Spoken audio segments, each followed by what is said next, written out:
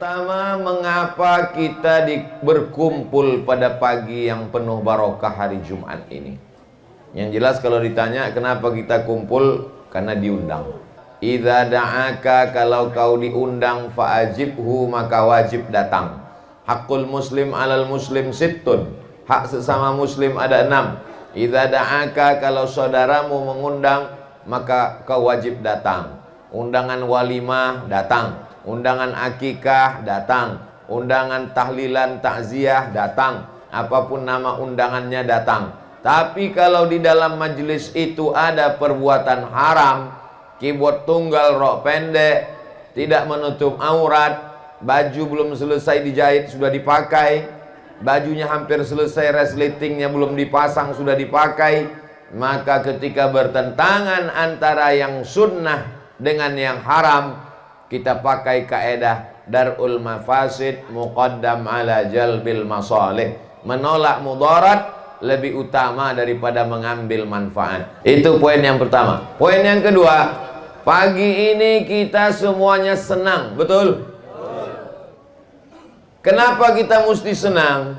Karena dalam hadis dikatakan, la yu'minu ahadukum, kamu tidak beriman hatta yuhibba li akhihi, sampai kau sayang kepada saudaramu ma yuhibbu li nafsihi, sama seperti sayang pada diri sendiri.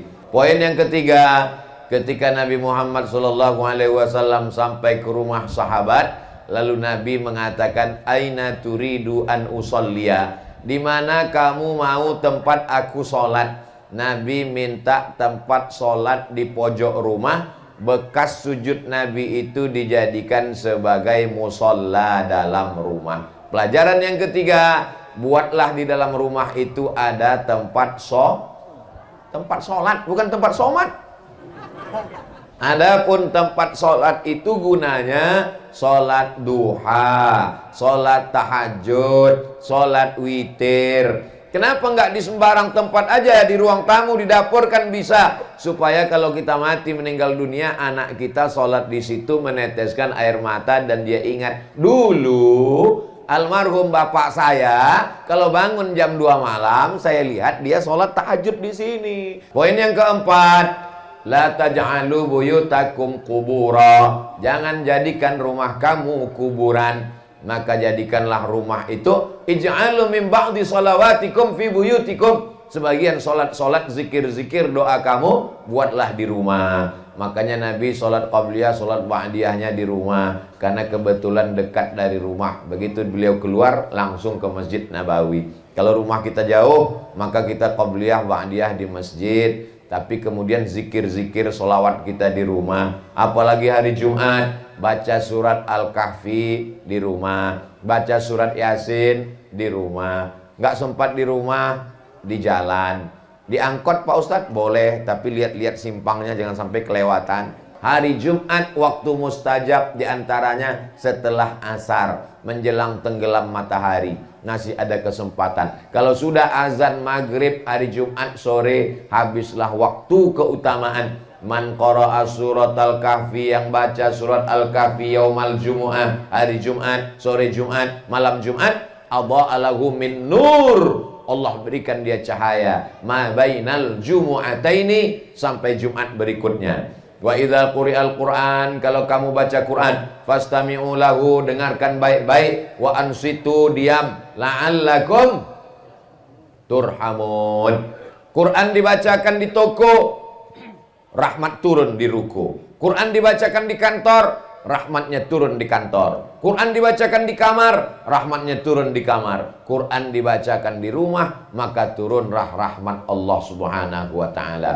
Bacakan surat Al-Baqarah di dalam rumah, maka tidak dimasuki setan. Bacakan Al-Baqarah 2 juz 4 lembar, nggak bisa cash sekali duduk khatam, dicicil 1 lembar 1 halaman. 1 ayat Pak Ustadz kelamaan. Ini poin yang kelima. Jaga zahirnya pakai pagar, jaga batinnya pakai ayat-ayat. Pagar batin, tidak perlu ngundang dukun dipasang pagar. Kata dukun, mari kita pagar. Tiba-tiba masuk juga santet. Kenapa? Rupanya dukun yang ini S1, dukun yang santet S3. Kalah kita. maka pakailah pagar yang paling tinggi. Siapa dia? Wala ya'uduhu hifzuhuma. Tidak ada yang sulit bagi dia untuk menjaga keduanya. Hifzuhuma, menjaga langit dan bumi. Rumah Pak Andi di langit apa di bumi? Di bumi. Maka masuk dalam hifzuhuma. Wala ya'uduhu hifzuhuma wa huwal aliyyul azim. Poin yang keenam, apa yang kita lakukan? Poin yang keenam adalah bahwa kalau rumah itu cuman tempat tidur, apa beda rumah dengan hotel? Kalau rumah itu cuman tempat makan, apa beda rumah dengan restoran?